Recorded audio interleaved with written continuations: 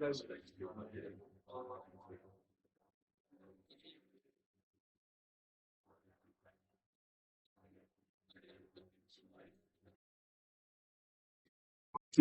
है। अग्नि पूर्ण ब्रह्म परमात्मा सर्वेश्वर निचोड़ सतगुरु जी महाराज की जय। तथा उपग्ने अगम पुरुष निचोड़ मुनीन्द्र जी महाराज की जय। तथा उपग्ने तत्पुरुष बंदी छोड़ करुणामय जी महाराज की जय। तथा उपग्ने सत्पुरुष महेश्वर बंदी छोड़ कबीर साहेब की जय। तथा उन्हीं के अवतार सदगुरु साहेब महेश्वर बंदी छोड़ कबीर रामपाल जी महाराज की जय। तथा सतपुरुष जी अंश परम अक्षर पुरुष परमेश्वर बंदी छोड़ कबीर देव जी महाराज की जय। तथा सतगुरु साहिब बंदी छोड़ संजय देव जी महाराज की जय। सनातन धर्म की जय। सर्व संतों की जय। सर्व भक्तों की जय। धर्मी पुरुषों की जय। श्री काशी धाम की जय। श्री करौथा धाम की जय। श्री बरवाला धाम की जय। श्री पलाकी धाम की जय। गौ वंश की जय। साहेब सत्पुरुष को नमस्कार गुरु की नहीं। सुर निर्जन साधुआ संतों सर्वस्ती नहीं। सतगुरु साहेब संत सब डंडो तुम प्रणाम। आगे पीछे मद हुए तिनको जा कुर्बान। निराकार निर्विषम काल जाल वंदनम। निर्लेपम निज निर्गुणम अकल अनुवेशम गुणम। सोहम सुरति समापतम सकल समान निर्तलय। उज्ज्वल हीरंबर हरदमं बेपरवाह अथाह वार पार निमज्जतम। ग्रीव जो सुमरे सिद्ध होई गणनायक गलता ना करो अनुग्रह सोई पारस पद परवाना। आदि गणेश मनाऊं गणनायक देवन देवा। चरण कमल लो नाऊं आदंत करो सेवा। शक्ति संगीतम रिद्धि सिद्धि दाता सोई। अवगत गुण अतीतम सत पुरुष निर्मोही। जगदम्बा जगदीशम मंगल रूप मुरारी। तन मन अर्पो शीशम भक्ति मुक्ति भंडारी। सुर नर मुनि जन ध्यावे ब्रह्मा विष्णु महेशा। शेष सहस मुख गावे पूज्य आदि गणेशा।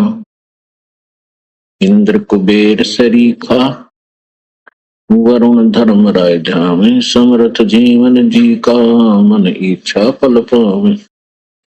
33 कोटि अधारा ध्यावे से 88। उतरे बहुदल पारा कट है यम की फांसी। 33 कोटि अधारा ध्यावे से 88। उतरे बहुदल पारा कट है यम की फांसी।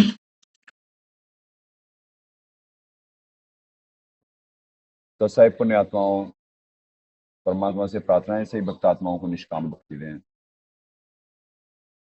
आज दबाव ज्यादा ही है, नहीं तो इतनी देर में ये कैमरे में जो प्रॉब्लम आ रही होती है ये ठीक हो जाती है, पर दास महसूस कर रहा है उस चीज को। आज 3 तारीख ही है जबकि, और चीजें क्लोज हो रही हैं, चीजें क्लोज हो रही हैं बहुत। तो पुण्यात्माओं दिल्ली में बाढ़ आ चुकी है, बाकी चारों तरफ है ही, बाकी तो न्यूज़ है नहीं, न्यूज़ तो छुपाई गई है, न्यूज़ छुपाई गई।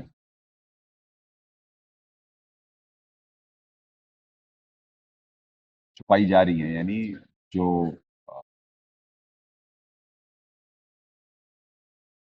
एक्चुअल फैक्ट है वो आने नहीं दिया जा रहा है सामने।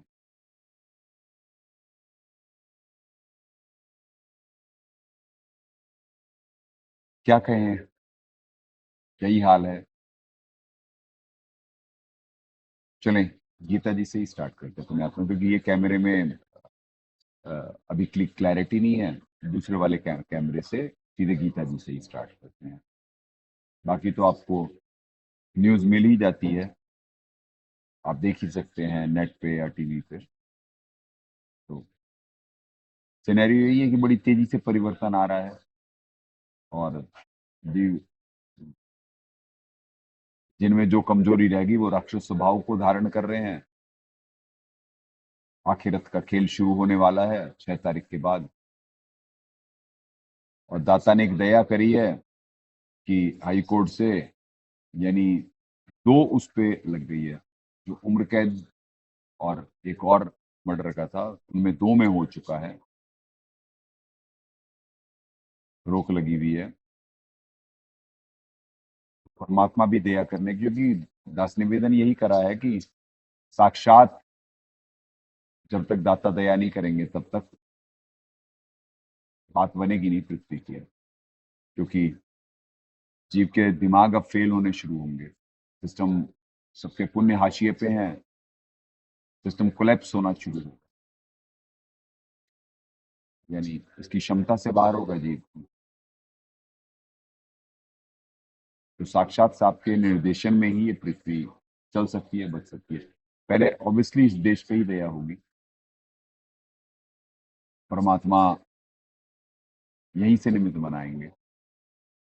पहले यहाँ का सिस्टम टेक ओवर होगा, फिर बाहर जब हालात खराब होंगे तो बाहर, अब तो बाहर तो बस लड़ाई खींचतान बस यही चलने, नेचुरल उठापटक। उसके बाद भी जीव मानेगा नहीं, क्योंकि पुण्य खत्म होने पे बहुत हल्का हो जाता है, उसके हल्केपन की कोई सीमा नहीं होती है। और दास उस चीज को, दास ही क्या पूरा आश्रम महसूस कर रहा है कि क्या सुबह से ही आज का दिन साधारण नहीं रहा,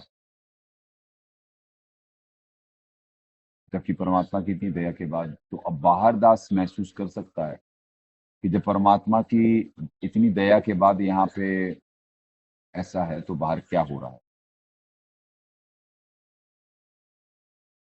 चले पुण्यात्मा, वैसे तो स्क्रीन क्लियर हो गई है, तो गीता जी से ही स्टार्ट करते हैं।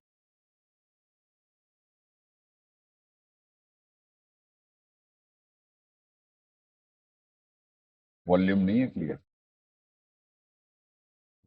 ठीक है, कोई बात नहीं, चलने में क्या करें।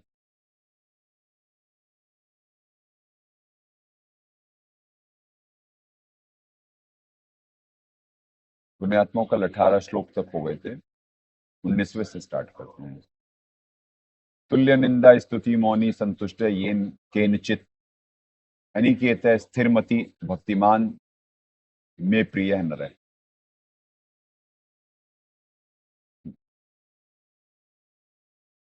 अपने आत्माओं देखते जाना 12वें अध्याय में ये परमात्मा का जो महाकाल जी संविधान पढ़ रहे हैं, तो कौन से महाकाल जी कह रहे हैं कि मुझे प्रिय है। निंदा स्तुति को समान समझने वाला मननशील, मननशील का कह रहे हैं अर्थात ईश्वर के स्वरूप का निरंतर मनन करने वाला, समझे, निरंतर यानी वहीं पे ध्यान लगा रहे। जैसे परमात्मा वाणी है मालिक की, चिंता तो हरि नाम की और न चिंता दास, जो कोई चिंता नाम बिना सोए काल की पास, तो उसे मननशील कहेंगे। जो गीता जी का ये संविधान है, मननशील शब्द, तो ऐसे, और वो उन्हें प्रिय है महाकाल जी को। और यहाँ पे इस श्लोक में सोचने की महाकाल जी को पता नहीं क्या भोगी प्रिय है, तो जीव रिलीफ पाएगा कहां से, ना तो पूर्ण परमात्मा से परिचित, ना महाकाल जी संविधान क्या कह रहा और चल की क्या विपरीत रहे। तो जो पृथ्वी पे हो रहा है ये तो कम है, क्योंकि परमात्मा भक्ति की दया कर दी, नहीं तो अभी तक क्या क्या हो जाना था ना, ये बियॉन्ड इमेजिनेशन होता, बियॉन्ड इमेजिनेशन। सिर्फ यहाँ पे ही दया ना समझे परमात्मा की, क्योंकि चूंकि पृथ्वी पे भक्ति हो रही है तो परमात्मा ने बहुत सारी चीजें जो हो सकती थी वो टाली हुई है। जो यानी इस पृथ्वी के प्रारब्ध में था वो बहुत कुछ टला हुआ है। दास आने वाले दिनों की वो गर्मी महसूस कर रहा है कि क्या होने वाला है, क्योंकि जीव तो ना धोबी का कुत्ता है, ना घर का है, ना घाट का है। उसकी भोग की वृत्ति इतनी जबरदस्त है। पुण्यात्माओं, सत्य कल्पना से भी विचित्र होता है। सत्य तो ये है, जो भक्ति का बैरोमीटर इस श्लोक में परमात्मा ने दिखवाया, परमात्मा के अनुसार तो यहाँ भक्त होते ही नहीं है। दास स्तर देख रहा है, जैसे जैसे दिन जा रहे हैं तो समझ में आता कि मुझे इतना ज्ञान, इतना समाधान, इतना विज्ञान बताने के बाद जब ये स्तर है और ये भाव है, तो जो इतने सालों के पुण्य ना हो तो जीव यहाँ का कितना हल्का है। जो महाकाल जी ने कहा था ना कि मैं भक्ति करने योग्य छोड़ूंगा तो भक्ति करेंगे ना, ये बात सत्य है।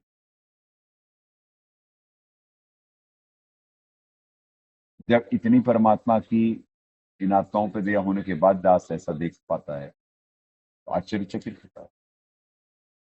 यानी श्लोक का कोई स्तर ही नहीं है, भक्ति के मामले है। बाकी तो चैंपियन है, तो भक्ति के मामले में सारी चीज यहाँ पे फॉर्मेलिटी होती है, फॉर द सेक ऑफ।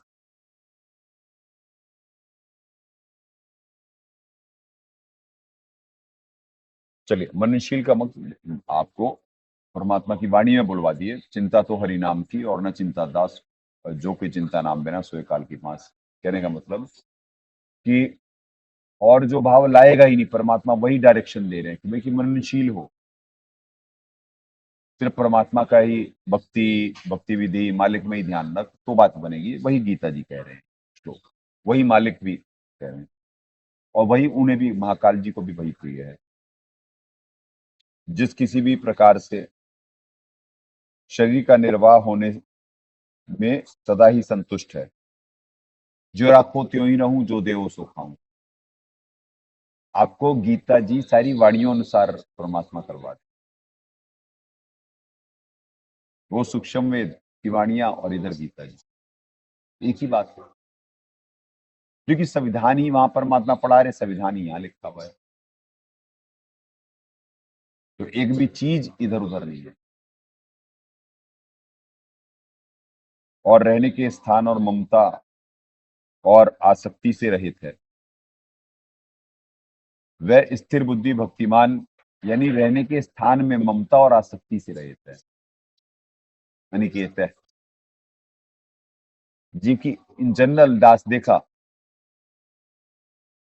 जैसे छोटे बच्चे होते थे यहाँ पे, पहले बहुत ज्यादा होते थे, तो कैसे रिकॉल हो रहा होता है उन्हें, वो कहीं खेल खेल में ही, यानी कि हर सबको गुफा बना कर करके उसमें जाने की आदत। और दास समझ रहा है कि पिछले जन्म के गुफाओं में भक्ति करे हुए योगी हैं और आज भी वही आदतें हैं। और हर जीव की कोई ना कोई अपना क्वांटिटी, कोना, कहीं कुछ, यानी रहने के स्थान में आ सकती है, क्योंकि उसे मेरा कहने की आदत है। वैराग्य मार्ग में भी वो अपनी उन आदतों को नहीं छोड़ पाता, वहां पे भी वो कुछ ऐसा ही ढूंढ रहा होता है। तो इसीलिए कहा गया, दास इन्हें कहता है कि भाई कि पर्टिकुलर ये जगह या ये ऐसा ये मत करना, पर दास देखा नहीं कर पाते।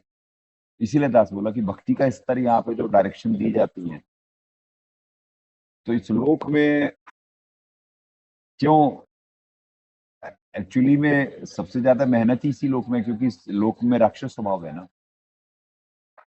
तो राक्षस स्वभाव वालों को भक्ति करानी है। सारे ही डिफॉल्टर होते इस लोक में, कोई भाव भी नहीं होते, और भोग की वृत्ति इतनी ज्यादा होती, तभी तो परमात्मा, हाँ, या कुछ समाधान और उससे ही चमत्कार के भरोसे ही ये कर पा रहे हैं। ज्ञान से भाव बनने में, वो ईमानदारी आने में बहुत समय लग जाता है, और जब तक ये ट्रिलर नहीं देख लेंगे तब तक कर भी नहीं पाएंगे। शायद तब भी पता नहीं वो भाव से करेंगे या डर से करेंगे। शायद डर से ही करते हैं यहाँ पे। ईमानदारी का बहुत अभाव, मतलब बहुत ही अभाव देखा था।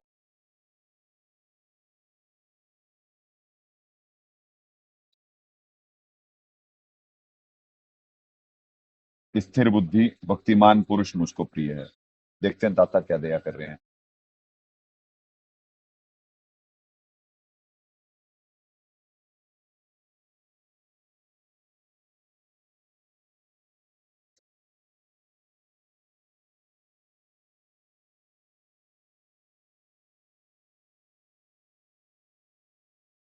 टाइम इसलिए लिखा था।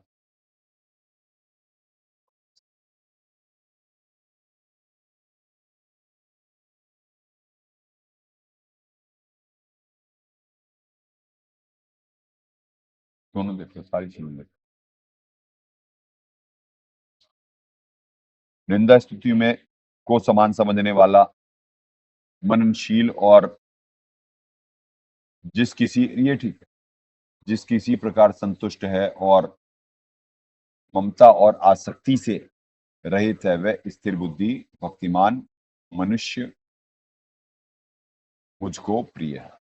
सेम है। चलिए पुण्यात्मा, इसमें बहुत ज्यादा कुछ टेक्निकल नहीं है, जरा से ही बस।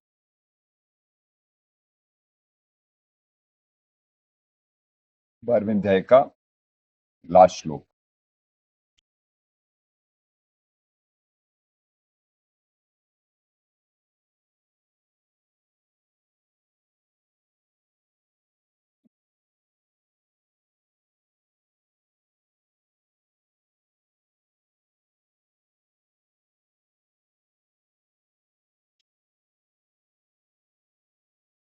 ये तु धर्मया कृतम इदम यथा उक्तम परिपास्ते, श्रद्धाना मत परमा भक्ता ते अतीव में प्रिया।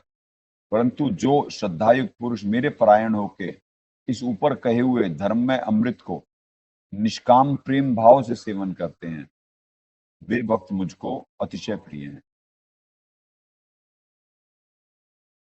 अब यहाँ पे लास्ट श्लोक में वो निर्णय दिए हैं। लास्ट श्लोक में निर्णय दिए हैं, इसमें जो गलतियां हैं वो हमारे दाता अभी करेंगे करेक्ट।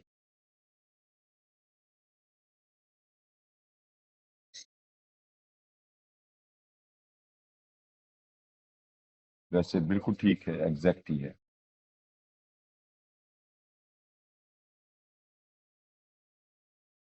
क्योंकि पुण्यात्माओं, जो एंड के श्लोक है ना सारे, ये सारे, यानी पहले तो अर्जुन ने पूछा कि भाई कि आपको प्रिय कौन है दोनों में से, तो हमारे ये सारे जो परमात्मा के नियम हैं, ये उन्हीं को वो बोल रहे हैं गीता ज्ञानदाता, कि श्रद्धा युक्त परायण होकर के ऊपर के हुए धर्म में अमृत को निष्काम प्रेम भाव से। और पुण्यात्माओं, यहाँ पे तो निष्काम प्रेम भाव वाला ढूंढना ही बहुत कम हो, रेयर ऑफ द रेयरेस्ट है।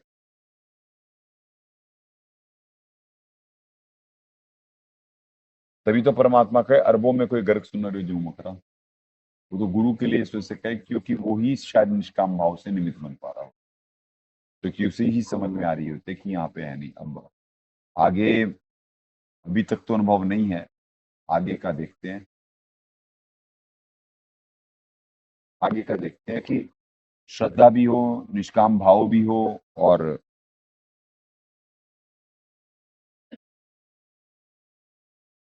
संविधान की से बिल्कुल अनुसार चलने वाला, यानी अपनी कमजोरियों को बिल्कुल समझ कर करके वैसे, यानी डेडिकेटेड, सीरियस।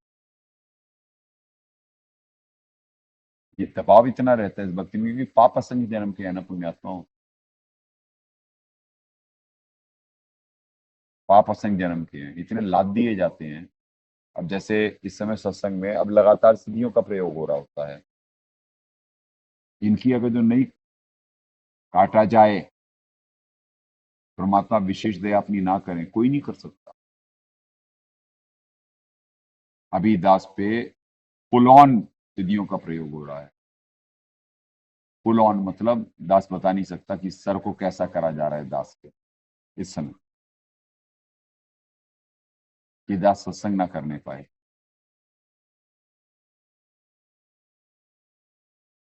यानी उस सर के दर्द को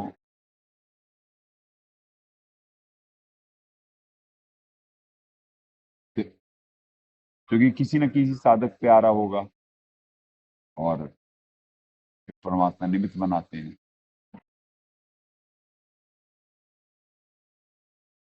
तो क्या कहें, बिल्कुल एंड डेज चल रहे हैं, तो दास समझ सकता है कि वो अपने पूरे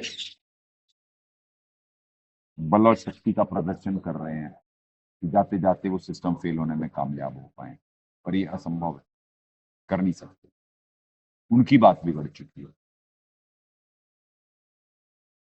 उनकी बात बहुत पहले से ही बिगड़ी, पर वो मान नहीं पाते, राक्षस का स्वभाव है। देखें, दाता भी यही यही ऐसा ही करे हैं। परंतु जो श्रद्धायुक्त पुरुष मेरे से उत्तम परमात्मा, अब देखिए यहां से हो गया ना मत परमा, मेरे से उत्तम परमात्मा, एक शब्द ये बदल दिया। ये श्लोक दास का था ना कि यानी है इसमें मेरे परायण होकर के मत परमा करें। अब वो लास्ट में निर्णय दे रहा है, यही मत परमा का अंतर था। अब ये अर्थ का अनर्थ है। एक में मेरे परायण होके मत परमा, मतलब मत परमात्मा, मेरे से श्रेष्ठ परमात्मा। मत मतलब मैं, परमा मतलब परमात्मा यहाँ पे है, और यहाँ पे वो परमा को परायण कर दिए। तो ये है पुण्यात्माओं खेल, एक शब्द से पूरा अर्थ ही बदल गया। और अगर जो किसी को ये श्लोक समझ में आ जाए सिर्फ 12वें अध्याय का, ये कि भाई वो कह रहे हैं मेरे से श्रेष्ठ परमात्मा कोई और है, तो क्यों फंसेगा जाल में? कि संविधान में लिखा हुआ है। जितने भी पृथ्वी पे अनुवादक हैं वो ये समझ ही नहीं सकते। शायद कोई रेयर मिल जाए, दास की नजर में तो आए नहीं।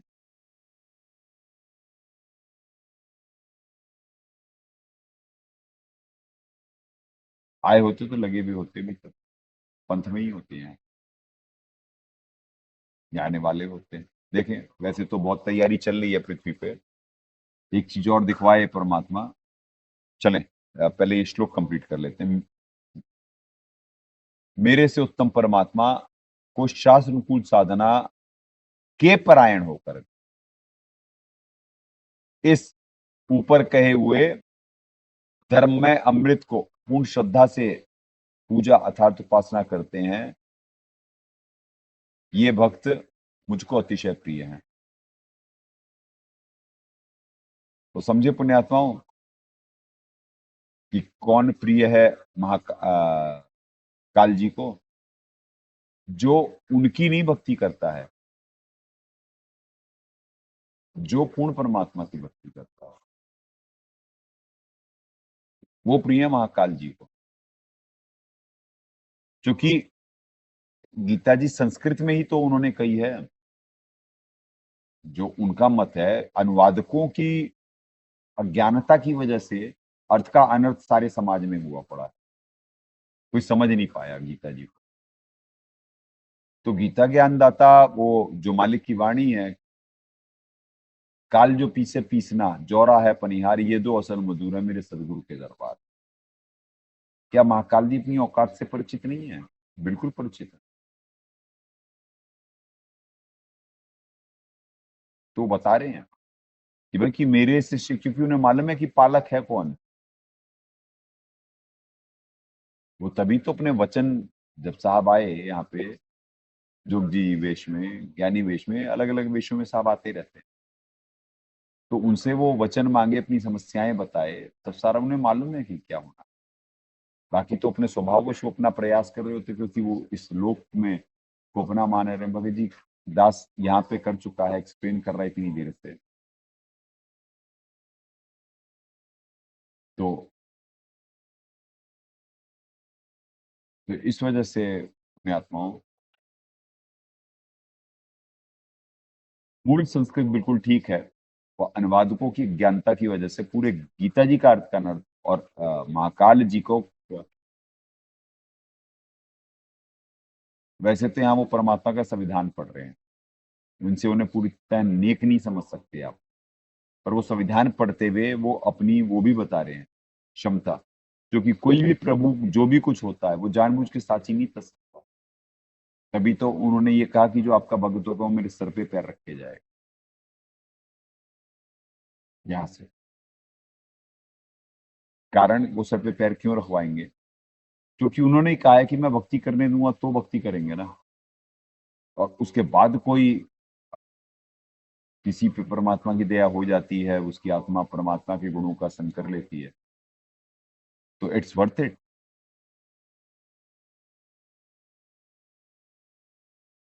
उन्हें मालूम है शूरमा है भाई, इसीलिए उन्होंने कहा कि भाई वो उसे मैं अपने सर पे पैर रखवाऊंगा।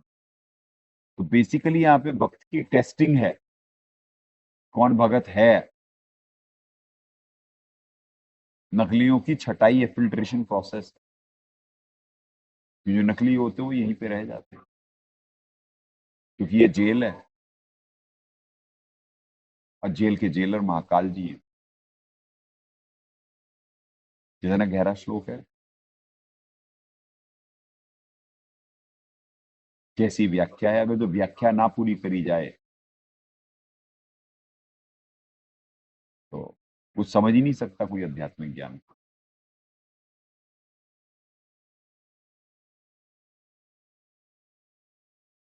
यहाँ के खेल को,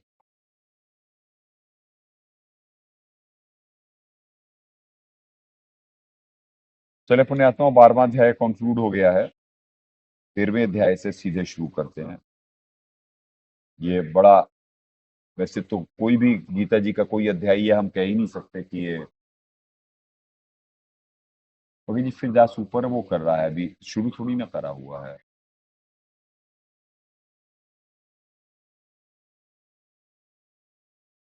तो हम किसी भी अध्याय को ये तो कह नहीं सकते कि ये उससे कमतर है, उससे कमतर है। किसी में कोई कॉन्सेप्ट किसी अध्याय में क्लियर करा जा रहा है, किसी अध्याय में कोई क्लियर करा जाता है। अब जैसे 12वां अध्याय पूर्णतः महाकाल जी एक्सप्लेन कर रहे हैं, अपने बारे में बता रहे हैं कि मुझे कौन प्रिय है। 13वें अध्याय में पूर्ण परमात्मा और क्या कहते हैं, वैसे तो सबका ही जिक्र है इसमें, परम अक्षर ब्रह्म से लेकर के सतपुरुष जी, सारा इन डिटेल्ड, बहुत सारे मेजर श्लोक पूर्ण परमात्मा, इसमें सारा भेद है परमात्मा का। 13वें अध्याय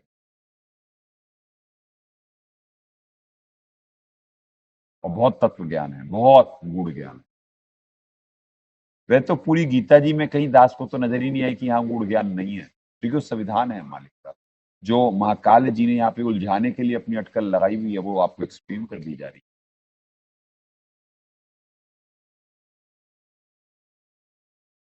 तो एक बार दोबारा 12वें अध्याय का साहब का अनुवाद वो कर करके उसे कंक्लूड करके 12वां अध्याय करके खत्म, फिर 13वें अध्याय का श्लोक शुरू करते हैं। परंतु जो श्रद्धायुक्त पुरुष मेरे से उत्तम परमात्मा को शास्त्रानुकूल साधना के परायण होकर इस ऊपर कहे हुए धर्ममय अमृत को पूर्ण श्रद्धा से पूजा अर्थात उपासना करते हैं, वे भक्त मुझको अतिशय प्रिय हैं। ठीक है जी। तो 12वां अध्याय यहाँ पे कंक्लूड हो रहा है कि गीता, वो पहला ही प्रश्न ये था, और बिल्कुल लास्ट में उन्होंने उत्तर दिया है।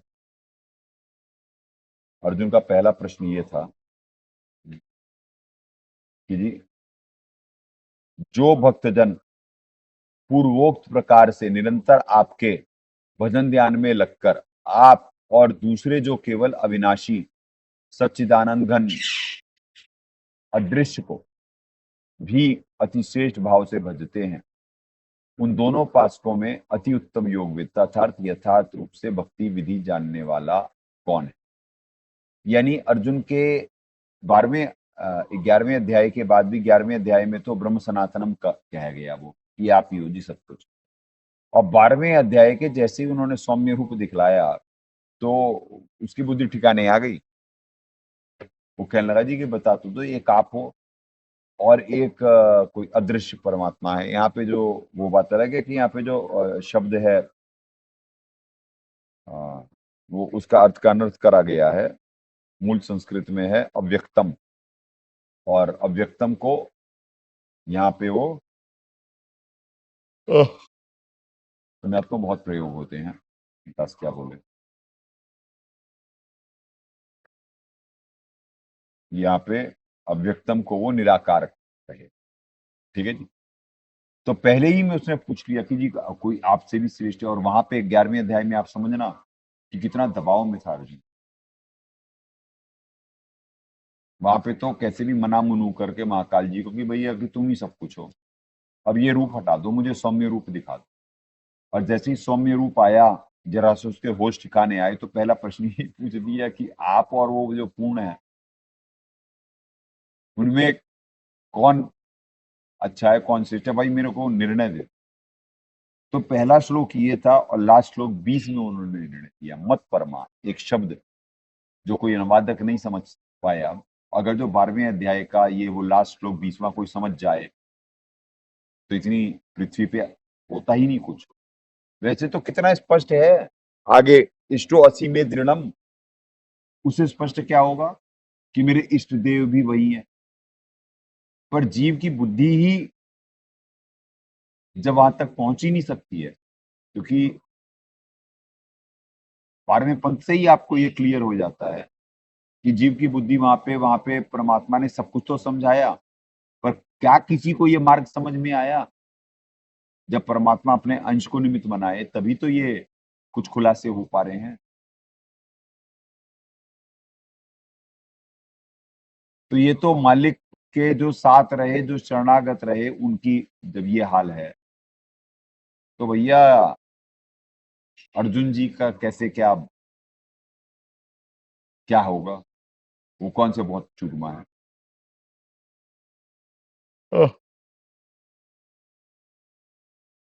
तो पुण्यात्माओं, पहले श्लोक का जवाब 20वें में मिला, पर पूरा अध्याय ऐसे कंक्लूड होता है। नहीं तो जो पहला प्रश्न था, अगर जो जयदयाल गोविंद जी का वो अनुवाद माने से है, हालांकि पहले भी जवाब दे दिए हैं वो, पर वो जयदयाल जी ना वहां समझ पाए ना यहाँ समझ पाए, तो अर्जुन का प्रश्न ही गायब हो गया। अर्जुन का तो प्रश्न ही गायब हो गया, उसका उत्तर तो मिला ही नहीं फिर जयदयाल गोविंदिका जी के अनुवाद के अनुसार। और हमारे दाता ने इसीलिए कि शब्द परमात्मा का शब्द का भेद किसी संत को देते हैं जो समझ कर करके कोई कर पाता है, उससे पहले शब्द के भेद ना होने से परिचित जीव यहाँ पे भक्ति कंक्लूड नहीं कर सकता है। और जो कृपा पात्र आश्रित होता अपने मालिक पर, उसी पे परमात्मा दया कर। उसकी पिछली आध्यात्मिक यात्रा देखते हुए, यानी तददर्शी संत यानी दास। चलें अब 13वां अध्याय शुरू करते हैं। 12वां कंक्लूड हो गया। आपको महाकाल जी को कौन प्रिय है ये कॉन्सेप्ट क्लियर कराया गया। और जो आज तक महाकाल जी को ये जैसे 12वें पंथ वाले पर्टिकुलर बार बार इन्हीं का नाम क्यों लेता है, क्योंकि सबसे ज्यादा जानबूझ के साची तजने वाले पृथ्वी पे वर्तमान में ये है, जिनके साथ अभी बड़ी तेजी से इनका 6 तारीख के बाद क्या होगा आपको दिख जाएगा। कारण इसमें सबसे ज्यादा पाप कमाए हैं वो यही लोग।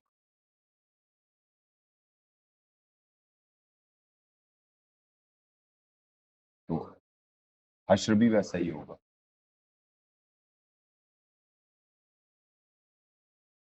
13वां अध्याय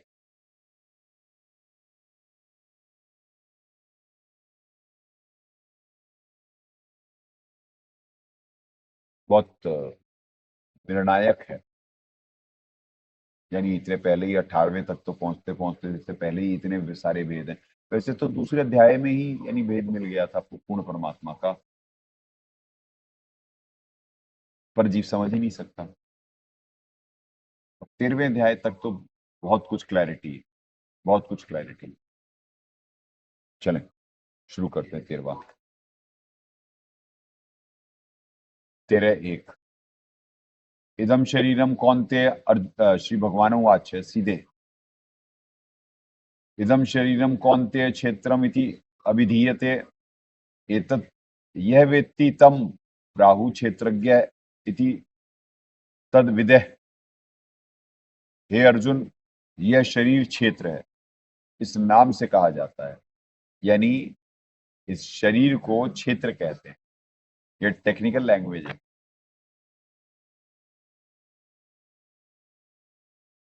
ये टेक्निकल लैंग्वेज है पुण्यात्मा। करो नीचे।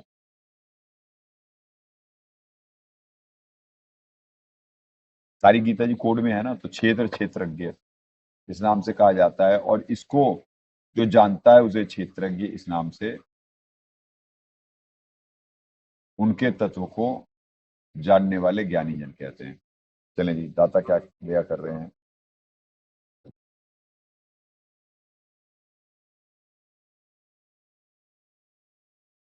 तेरहवां अध्याय भी कोई बहुत लंबा नहीं है पुण्यात्माओं। ये देखें 34 श्लोक का ही है। वैसे सबसे छोटा 12वां है 20 श्लोक का। जरा क्लोज करना पड़ेगा मुझे जी, ज्यादा वैसे है, ज्यादा देखें जरा, अगर जो फटे ना जहां तक होने लगता है ना, बस इससे ज्यादा नहीं हो सकता। हल्का सा पीछे ही करना पड़ेगा, हो रहा है ब्लर। हाँ हल्का सा आ गया, ठीक आ गया। हे अर्जुन, यह शरीर क्षेत्र इस नाम से कहा जाता है, और इसको जो जानता है उसे क्षेत्रज्ञ इस नाम से सबसे जानने वाले ज्ञानी जन कहते हैं।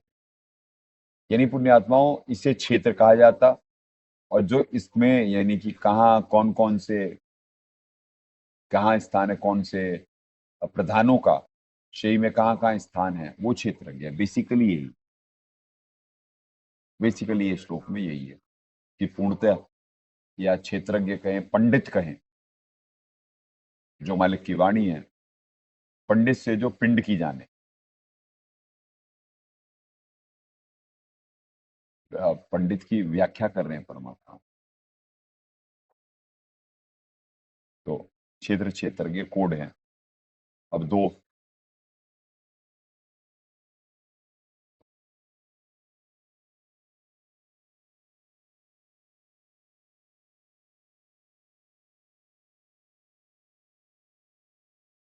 क्षेत्रज्ञम च अपि माम विधि सर्व क्षेत्रेषु भारत क्षेत्रज्ञो ज्ञानम यत तत ज्ञानम मतम मम। हे अर्जुन, सब क्षेत्रों में क्षेत्रज्ञ अर्थात जीवात्मा भी मुझे ही जान। और अपने अपना अब क्योंकि ये परिचित ही नहीं है तत्व ज्ञान से, तो अब इनके श्लोक के बहुत एंड बैंड होंगे। यानी इस श्लोक में बहुत ज्यादा गलतियां हुई होंगी इनसे। जय दयाल जी। क्षेत्रज्ञ जीवात्मा भी मुझे ही जान, और क्षेत्रज्ञ अर्थात विकार से प्रकृति का और पुरुष का जो तत्व से जानता है वह ज्ञान है, ऐसा मेरा मत है।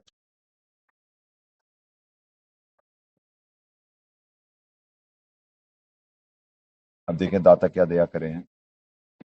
हे अर्जुन, सब क्षेत्रों, अब देखते जाना यहाँ पे, ये तो इनके तो अर्थ के अनर्थ ही होंगे, ज्यादा ही होंगे। अब दाता क्या दया कर रहे हैं। हे अर्जुन, सब क्षेत्र में शरीरों में जानने वाला भी मुझे ही जान, और क्षेत्रज्ञ का जो तत्व से जानना है वह ज्ञान है, मेरा मत अर्थार्थ विचार है।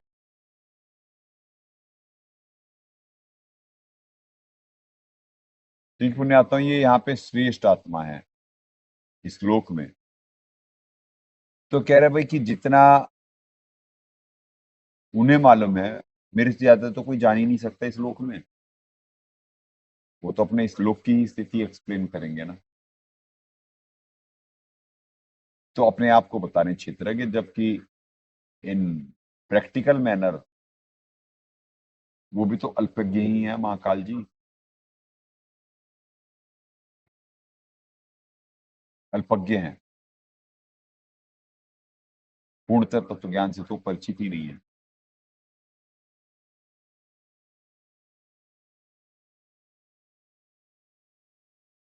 क्योंकि ज्ञान के तो नेड़े तेड़े नहीं है, ज्ञान के नेड़े तेड़े होते तो ये थोड़ी ना चुनते संविधान में, ना संविधान उन्हें मालूम, ना ज्ञान उन्हें मालूम, ना पूर्ण परमात्मा से परिचित।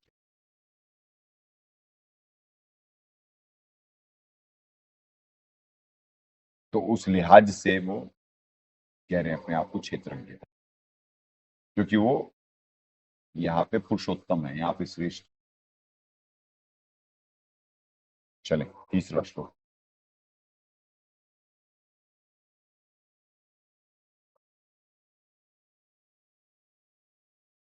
तत्क्षेत्रम यत्स्य यादृक् च यद विकारी यतः च यत् सह च यह यत् प्रभावः च तत्समासेन में शृणु। वह क्षेत्र जो और जैसा है तथा जिन विकारों वाला है और जिस कारण से, अब ये देखना कितना इंपॉर्टेंट है, जो हुआ है तथा वह क्षेत्रज्ञ भी जो और जिस प्रभाव वाला है, वह सब संक्षेप में मुझसे सुन। अपने आत्मा में ये इतना वो है कि कोई बाउंसर निकलेगा भाई कौन क्षेत्र है, जिसे नहीं मालूम है ना क्या विकारों वाला है, जिससे आध्यात्मिक ज्ञान होगा उसे बड़ा इंटरेस्टिंग लगेंगे ऐसे श्लोक, और जिसे नहीं होगा ना वो तो कहेगा क्या बोल रहे हैं, वो कंक्लूड ही नहीं कर सकता इन श्लोकों को। बताओ आपको क्या हिंदी समझ में आ जाएगी, स्पष्ट हिंदी में है, पर वो कहाँ से समझ में आ जाएगा, यह जो क्षेत्र है और जैसा है और जिन विकारों वाला है, चलो विकारों वाला ये शरीर है, ठीक है जी, और जिस कारण से जो हुआ है तथा वह जो और जिस प्रभाव वाला है, वह सब संक्षेप में मुझसे सुनो। ये कोई समझ के दिखा दे ये श्लोक कि कौन है क्या क्या है। देखे दाता ने क्या दिया करी।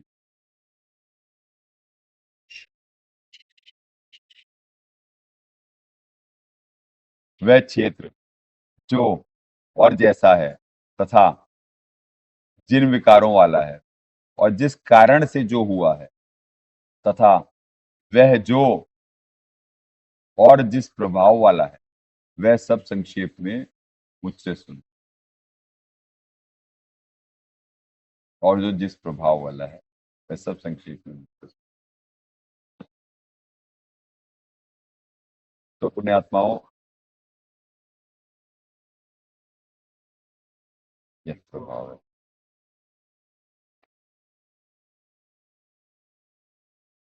तेरह चार।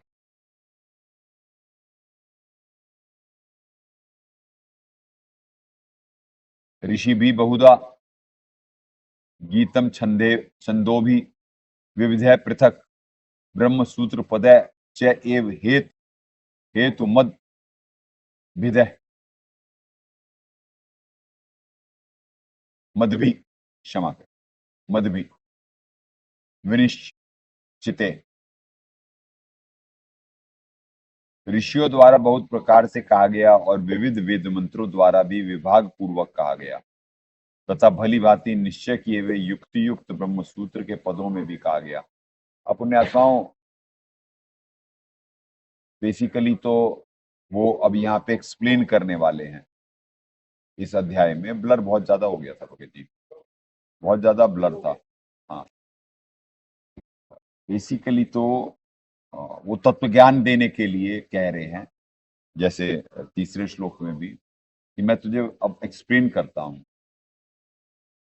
कि कौन कहाँ पे क्षेत्र क्षेत्रज्ञ, मतलब इसमें कौन कौन सी शक्तियों का कहाँ कहाँ स्थान है। पर जिस कारण से, और वो ये इतना टेक्निकल श्लोक है 13 कि जिससे तत्व ज्ञान नहीं है वो बिल्कुल ही उसके लिए बाउंसर निकलेंगे। अब ये ऐसे ही चौथा, यानी सारे ही बड़े टेक्निकल श्लोक हैं। जिसे ज्ञान है उसके लिए इंटरेस्टिंग है, जिससे ज्ञान नहीं है वो इस अध्याय को कंक्लूड नहीं कर सकता है। इवन जयदयाल जी जो बोल रहे हैं, वो जब इस पे मनन करने जाएंगे तो कुछ कर नहीं पाएंगे। वो तो अनुवाद करके, अर्थ कर करके वो निकल लिए। उन्होंने कोई एक्सप्लेन नहीं करा है कहीं भी, और ना वो कर सकते हैं, कर सकने की क्षमता नहीं है उनकी। 13:4 ऋषियों द्वारा बहुत प्रकार से कहा गया और त्रिविध विविध मंत्रों द्वारा विभाग पूर्वक कहा गया। तब भली भांति निश्चय के वक्ति ब्रह्म सूत्र पदों में भी कहा गया।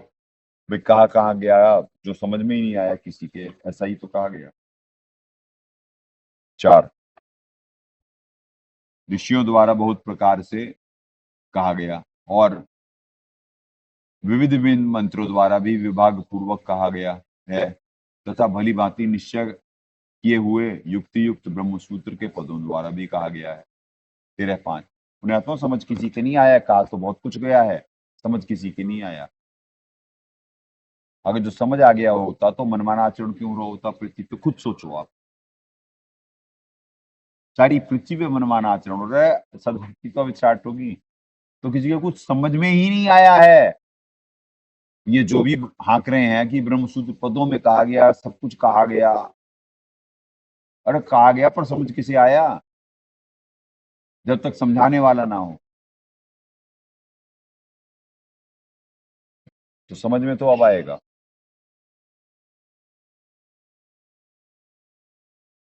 5वां महाभूतानि अहंकार बुद्धि अव्यक्तम एव च इंद्रियाणि 10 एकम च पंच च इंद्रिय गोचरा।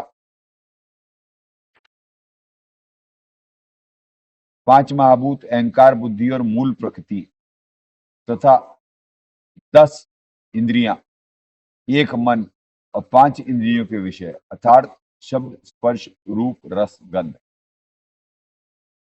अब ये इस क्षेत्र के बारे में बताया जा रहा है कि इसमें क्या चिपे लगी हुई हैं। ये बहुत टेक्निकल स्टोरी, क्या चिपे लगी हुई हैं इसमें और क्या है हिसाब किताब इस शरीर का। क्षेत्र बोल रहे हैं ना कि क्षेत्र को एक्सप्लेन कर रहे हैं, तो अपने हिसाब से बहुत बढ़िया ये जयदयाल जी निमित्त बन गए जितना बन सकते थे।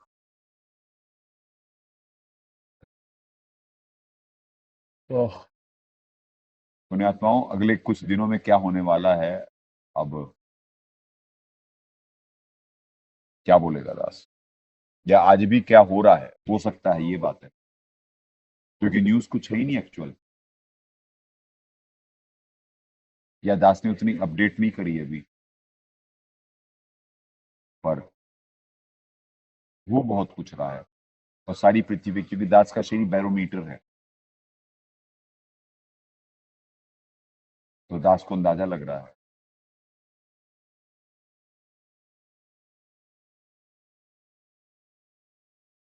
ओह 13:6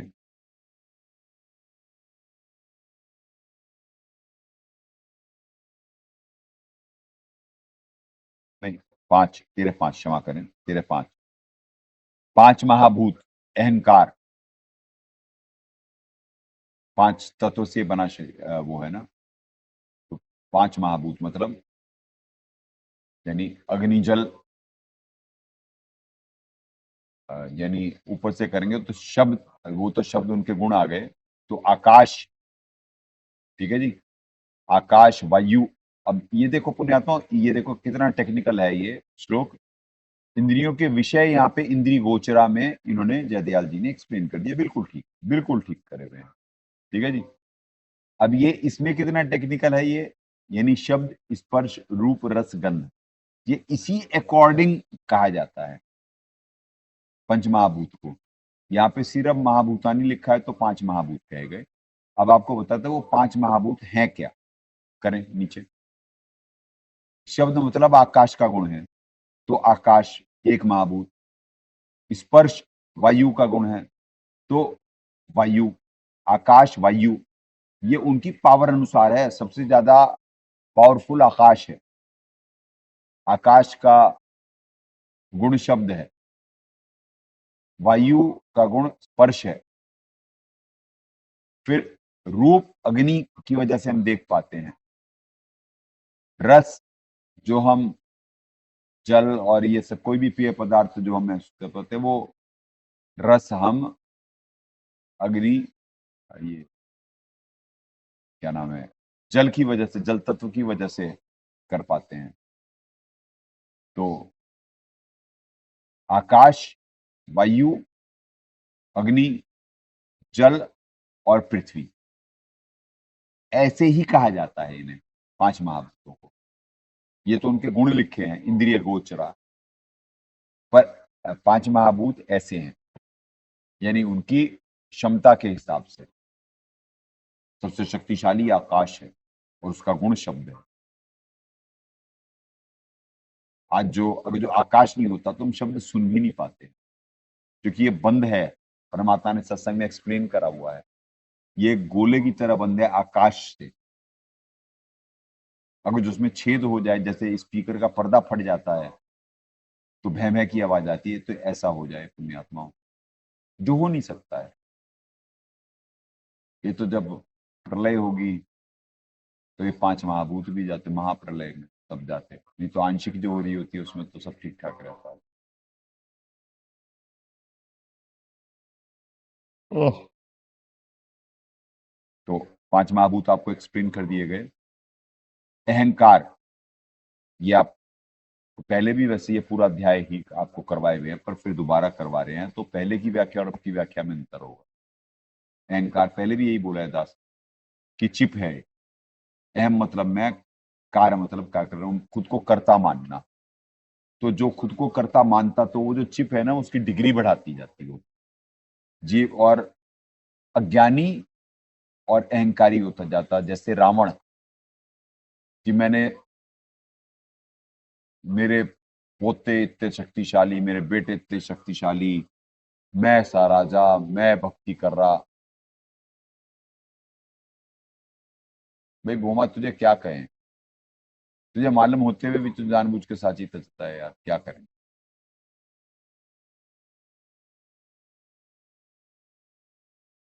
अहंकार एक चिप है। बेसिकली शब्द को कोई ना समझ पाया, क्योंकि अगर जो ये शब्द समझ में आ जाए, ये चिप समझ में आ जाए, तो बहुत सारी थ्योरी इसी श्लोक से ही सॉल्व है। जीव यंत्र है, ये यही कह रहा है। अहंकार एक चिप है बेसिकली हमारे अंदर। तभी तो क्षेत्र के बारे में बता रहे हैं कि अहंकार बताओ। अब कोई कहेगा अहंकार तो एक नेचर है, नहीं, वो एक चिप लगी हुई है। इस वजह से यहाँ पे एलिमेंटल बोल रहे हैं वो, कि 5 किससे ये शरीर बना। अब इस शरीर के अंदर क्या क्या है, वो तो इसमें अहंकार नाम की एक चिप लगी हुई है। जो जीव की रील बन रही होती है, तो रील ऐसे बन रही होती है उसकी कि वो जो अज्ञानवश कहता है मैं कर रहा हूं, तो उसे मालूम ही नहीं कि जीव एक यंत्र है। और यंत्र की यहाँ पे मनसा वाचा कर्मणा भक्ति होती है, और वाचा भी काउंट होता है उसके पुण्य या पाप में, क्योंकि शब्द आकाश का गुण है। शब्द श्रेष्ठ है यहाँ पे, और शब्द से ही सृष्टि रची गई, और शब्द से ही ये विनाश की तरफ भी जा रहा है, क्योंकि रजोगुणी तमोगुणी शब्द इतने हैं वातावरण में, वो उस पृथ्वी को विनाश की तरफ लेके जा रहे हैं। और ये जो सतोगुण का उत्पादन करा के परमात्मा निरंतर जो ऊपर सतोगुणी शब्द भेजे जा रहे होते, उससे पृथ्वी की स्थिति हो रही है। देखो अब कितना गूढ़ विज्ञान बुलवा रहे हैं आपको, कितना गूढ़ टेक्निकल विज्ञान। अहंकार एक चिप है, हम एक रोबोट हैं, ये मटेरियल है उसका, ये चिपे लगी हमारे अंदर। ये सारा टेक्निकल है, कोई समझ जाए तो। दास को मालूम है कि जो दास कह रहा है, साधकों में कितना समझ में आ रहा होगा, इन्हें तो खैर फिर भी समझ में आ रहा होगा, क्योंकि ये बहुत स्टार्टिंग से साथ में है, तो एक ही बात दास बोलता रहता है, बार बार रिपीट करते रहता है, तो बहुतों के कॉन्सेप्ट क्लियर होंगे, पर वो अपने आप को मान नहीं पाते हैं कि वो रोबोटिक है। वो सोच रहे होते हैं, वो भी अहंकार नाम की बीमारी से ग्रसित है ना सारे। तो खुद को कोई मैं ये सेवा कर रहा हूँ, मैं ये कर रहा हूँ, तो इनकी लैंग्वेज अभी तक जो अहंकार की इनकी डिग्री ना बढ़ाए, ऐसी लैंग्वेज अभी तक पूर्णतः नहीं हो पाई, फिर भी प्रयासरत पूरे हैं। तो यानी the connection between brain and tongue आने में समय लगता है। पुण्य को बहुत चाहिए, और बहुत डेडिकेशन चाहिए, बहुत फोकस चाहिए। चलें, अहंकार, बुद्धि, बुद्धि भी एक चिप है, यानी सबकी बुद्धि अलग अलग होती है, वो भी एक चिप है। आपको मालूम है बुद्धि का अंग्रेजों पे कोई वो ही नहीं है। वो माइंड, मन, बुद्धि, वो दोनों को एक ही शब्द में माइंड में ही करके लपेट देते वो, जो कि बुद्धि कहेंगे इंटेलेक्ट। इंटेलेक्ट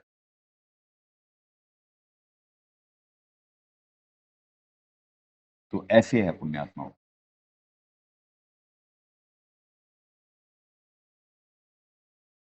यानी अंग्रेजों को ही बोला जाए तो वो भी नहीं समझ पाएंगे दास क्या कहना चाह रहा है। बुद्धि भी एक चिप है, जैसे कोई पुण्यात्मा वो भी कर्मानुसार है। अब जैसे कोई मनुष्य मनुष्य बना हुआ है, वो शार्प होता, उसके लक्षण अलग होते, और जो 84 लाख योनियों से अभी अभी आया है, उसके लक्षण बिल्कुल अलग होते, तो उसकी बुद्धि बहुत डाउन होती। ऐसे ही तो चिप नहीं होती, तो बताओ एक जैसी अगर जो सबकी होती बुद्धि, तो सारे ही यहाँ पे होते, वो क्षमता वाले होते नहीं। अपने पिछले जैसे कर्म करे हैं वैसी बुद्धि मिलती है। और 84 लाख वो योनि वाले को मिल जाएगी, वो तो जानवर भी है, जंगली जानवर ही बन के आया हुआ है। क्या हाल करेगा वो पृथ्वी का, उसे बुद्धि मिल जाए, उसके अहंकार की डिग्री कम हो तो रोबोट को कंट्रोल करने के लिए ये सारी चीजें, इसी वजह से तो उस आपकी मर्जी बिना तरवट पाथिलनता। अगर जो कोई इन श्लोकों को समझ जाए तो अपनी औकात समझ जाएगा, पर जीव समझ नहीं पा रहा होता, एक्सप्लेन करने वाला भी कर रहा होता है, पर समझने वाला उतना डेडिकेटेड और उतना सीरियस नहीं होता ना, या सीरियस हो भी तो उसके पाप कर्म इतने लाद दिए जाते हैं कि वो पूर्णतः समझ करके उस अनुसार चल नहीं पा रहा होता है। ये तो लगभग अब सबको एहसास है, इससे ऊपर कोई ज्ञान नहीं है जो परमात्मा निमित्त बनवा रहे। एहसास है और फिर भी मजबूर है जीव, फिर भी मजबूर है। चलें, बुद्धि भी एक चिप हो गई। अप्रत्यक्ष व्यक्ति का मतलब कि सामने नहीं, अदृश्य कहें, अप्रत्यक्ष कहें, कि सामने नहीं भी। और यहाँ पे ये करे होंगे 5 महाभूत, बुद्धि मूल प्रकृति, अव्यक्तम का मूल प्रकृति कर दी है। ये कहीं भी इनकी कुछ भी वो होती ना, कहीं पे कुछ भी ठोकते ये, कहीं अव्यक्त को निराकार कर दी और कहीं अव्यक्त को मूल प्रकृति कह रहे हैं। अब बताओ क्या करें इनका, अनुवादकों का बताओ। नाश नहीं करा उन्होंने। जय दयाल जी गोंदका की गीता प्रेस गोरखपुर की सबसे ज्यादा बिकने वाली गीता जी है ये, क्योंकि एक एक शब्द का अर्थ लिखा है, और कितना अनर्थ करे हुए हैं। कितनी जगह दिखा दे दास अव्यक्त को ये निराकार करे हुए हैं, और अब यहाँ पे अव्यक्तम का कर दिया मूल प्रकृति। कहां से कोई बच्चा समझ लेगा? आपको मालूम नहीं, दास मालिक की शरण में होने से ना एक एक श्लोक को ना ऐसे सर पकड़ के बैठ जाता था, क्या रहे हैं, जो लिखा हुआ है वो तो कहा ही नहीं जा रहा है, वो ही नहीं हो रहा है, कंक्लूड ही नहीं हो रहा है। फिर भी बेसिकली इतना, जैसे 16 अध्याय का 23वां 24वां श्लोक वो आत्मसात था, वही कर्तव्य अकर्तव्य की स्थिति में शास्त्र प्रमाण। तो शास्त्रों को समझने का प्रयास ये गीता जी सारी कोड में सर खुजाते खुजाते पढ़ रहा, बचपन से पढ़ाया परमात्मा ने। पर ये कंक्लूड ही नहीं हो पा रहे थे ये श्लोक, क्योंकि जो श्लोक कह रहे हैं वहां पे कुछ अधूरापन है,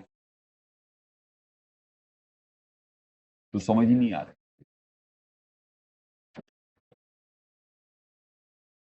तो ऐसे अर्थ के अनर्थ हैं आपको हर श्लोकों में। अप्रत्यक्ष तथा 10 इंद्रियां, एक मन, मन भी एक चिप, इंद्रियां भी, और 5 इंद्रियों के विषय, यानी शब्द, स्पर्श, रूप, रस, गंध। कितना टेक्निकल था ये पांचवा। ये छिपे हैं, हम रोबोट हैं, यहाँ पे हमारी सारी मूवमेंट्स वॉच होती है। रात को सारा सबका फैक्ट चला जाता कि कौन क्या सोचा, क्या क्रिया करा और क्या नहीं करा, उसी अनुसार उसका आगे भविष्य बन रहा होता है। ये सारी चीजें ऑटोमेटिकली चली जाएंगी जैसे ही आप सोओगे। आप में से ऊपर सिस्टम में पहुंच जाएंगी, सुपर कंप्यूटर में ऊपर के। परमात्मा जो स्क्रीन पे बैठे हुए देख रहे हैं, वो सबका देख करके फिर कर्मफल डिसाइड करके देते। फिर यहाँ पे जो परमात्मा प्रारब्ध देते, वो यहाँ पे फिर समझ कर करके यहाँ का सिस्टम वो उस हिसाब से चल रहा हो।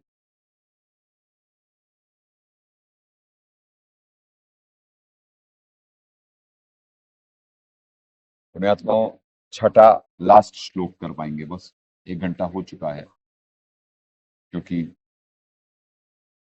दबाव भी पूरा है। पता नहीं जितने देखे कम से कम उतना तो कम से कम भाव से देख लें, नहीं तो कर्म ना बिगड़ जाए किसी के, यहाँ भी और बाहर भी। क्योंकि बाहर दास को डाउट है आज वाला कोई झेल पाएगा, क्योंकि जिस हिसाब से बाहर बात बिगड़ रही है, दास महसूस कर सकता है बाहर क्या होने वाला है।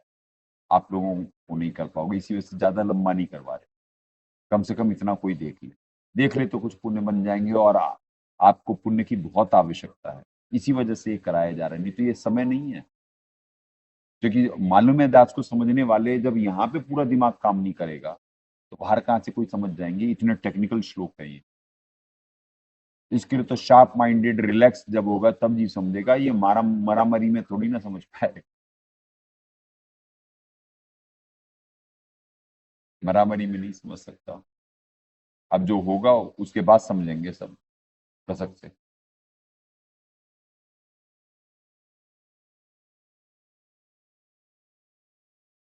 इच्छा द्वेष सुखम दुखम संघातः चेतना घृति धृति एतत् क्षेत्रम समासेन सविकारम उदाहृतम। इच्छा द्वेष सुख दुख स्थूल देह का पिंड चेतना घृति, इस प्रकार विकारों के सहित यह क्षेत्र संक्षेप में कहा गया। 4 में क्या कह रहे हैं ये, गीता अध्याय 18 33 34 35 में देखना चाहिए घृति किसे कहते हैं। ठीक है जी। तो आपको 33वें में ही इन्होंने निर्णय करा हुआ है, वैसे 18 के आपको उसी श्लोक से समझ में आ जाएगा कि घृति किसे कहते हैं। और ये 3 लिख दिए क्योंकि उसमें तीनों श्लोक ही उसी तरफ हैं निर्देशित। देखो जी, धृत्या यया धार्यते मन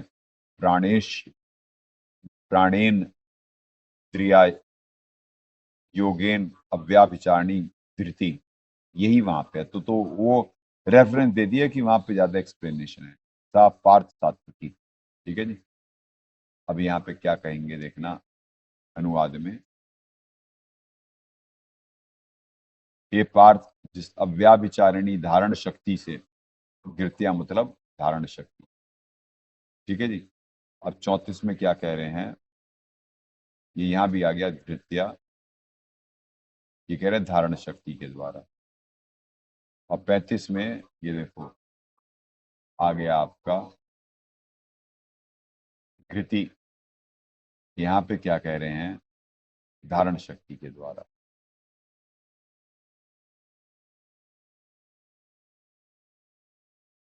घृति धारण शक्ति।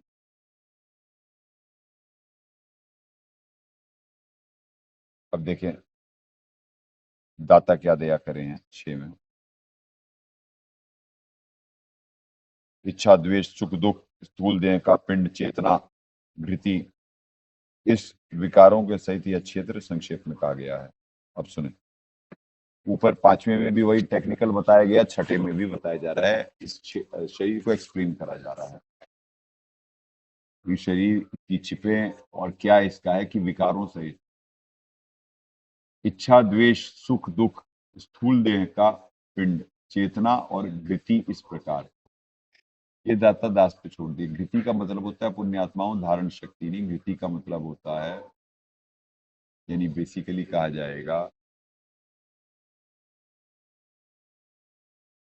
आओ आपको दिखाते हैं भाई, गूगल और उससे पूछो, चैट जीपीटी से घृति इसका अलग आएगा, आपको दिखवा देते हैं गूगल से, वहां से आप दास को एक्सप्लेन करने में आसानी होगी। आप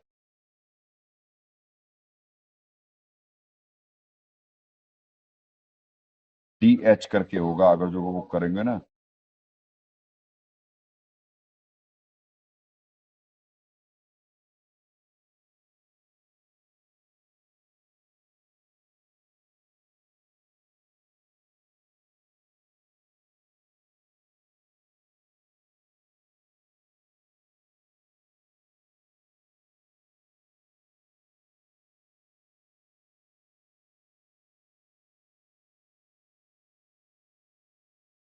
बुद्धि होता है वैसे, धारण ग्रहण आगे देखना आप।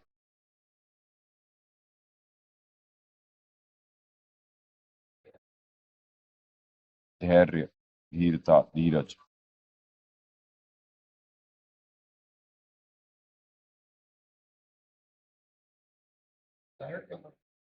वो तो धारण करना तो वहीं पे लिखे हुए हैं, जीव के समझ ही नहीं पाएगा ना धारण क्या धारण।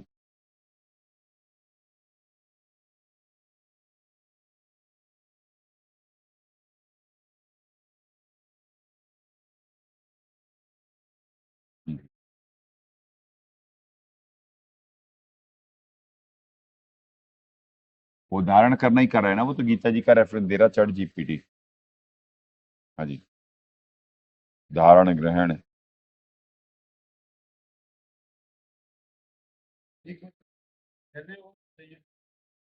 हाँ, धैर्य पकड़ना, ठहराव, प्रीति, तुष्टि।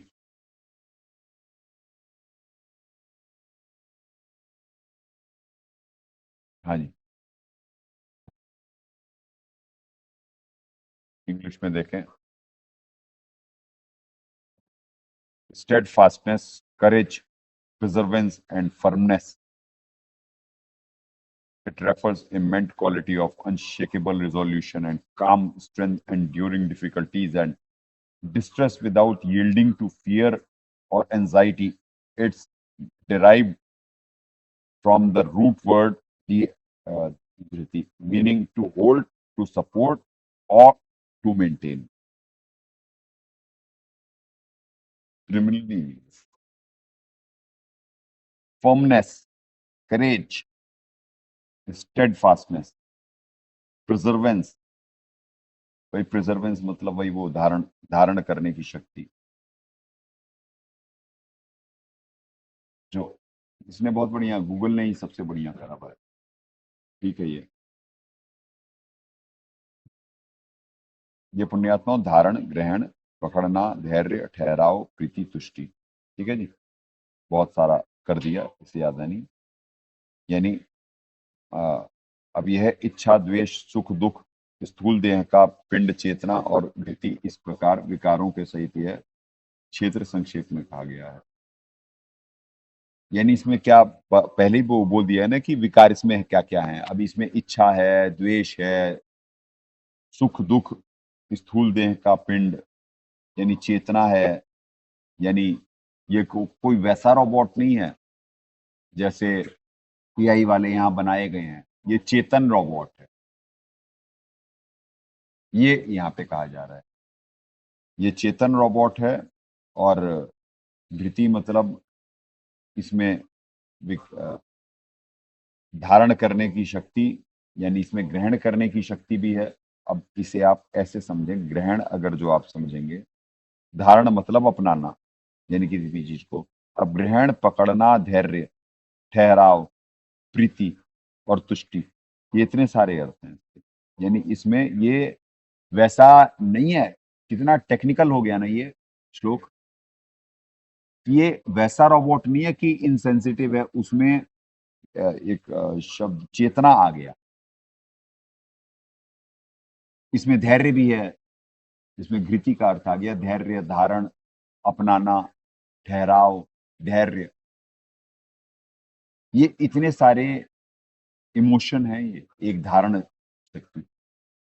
यानी ये वैसा नहीं है बिल्कुल जैसे पंखा है, पंखा भी एक यंत्र है, जीव भी एक यंत्र है।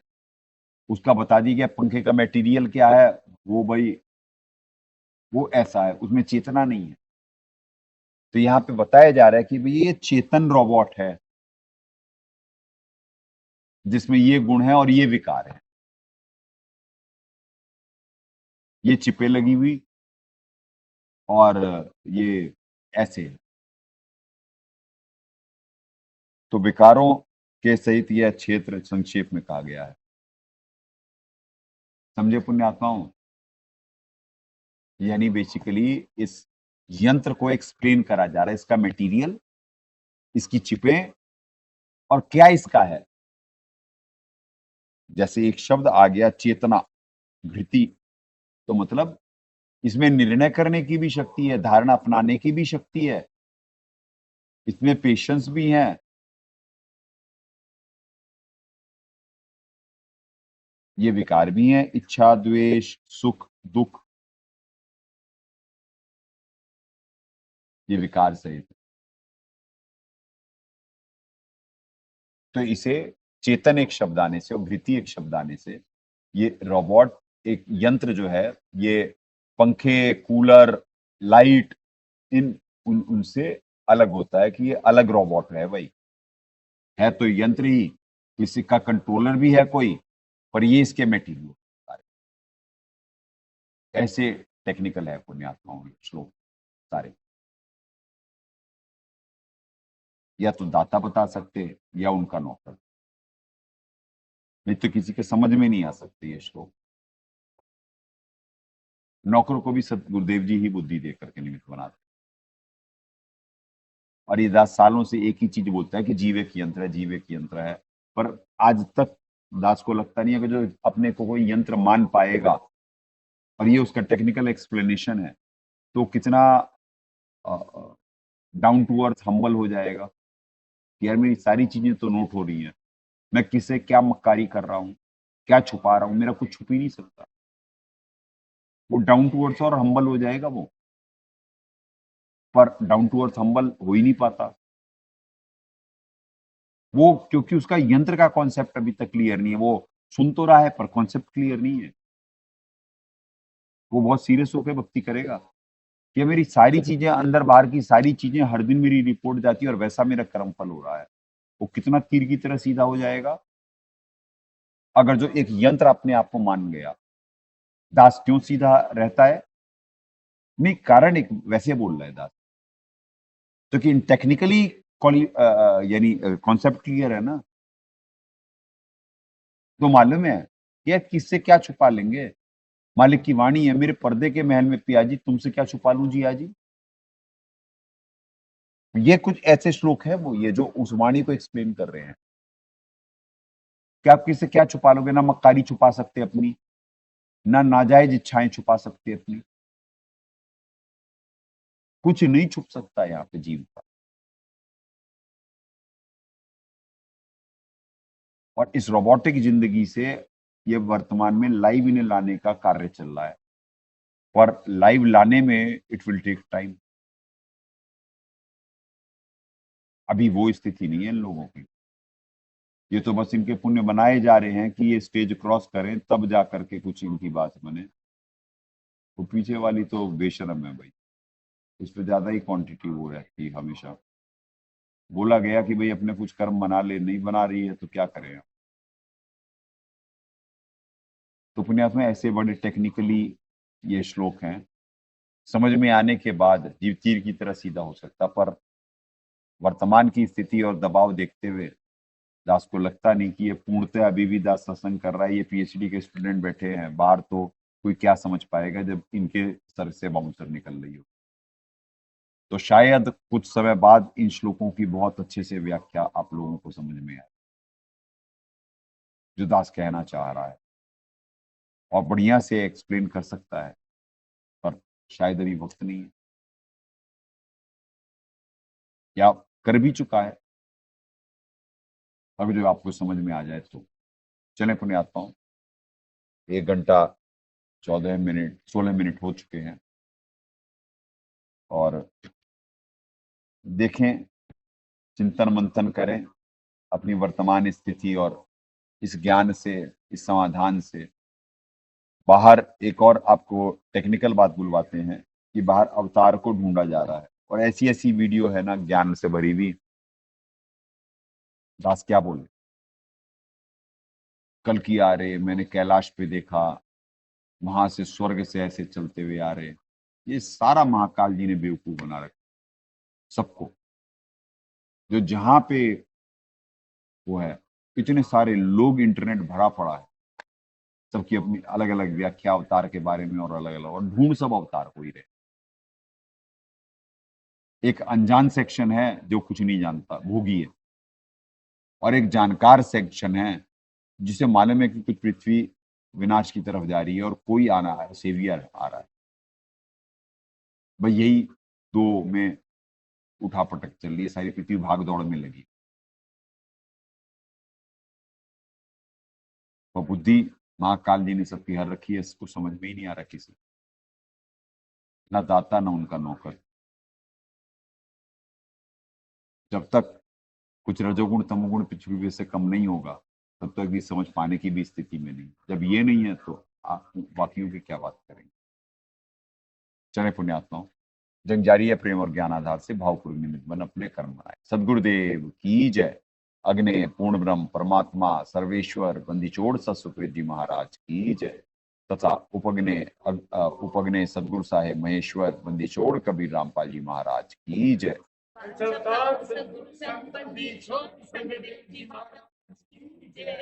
सनातन धर्म की जय। सत साहेब।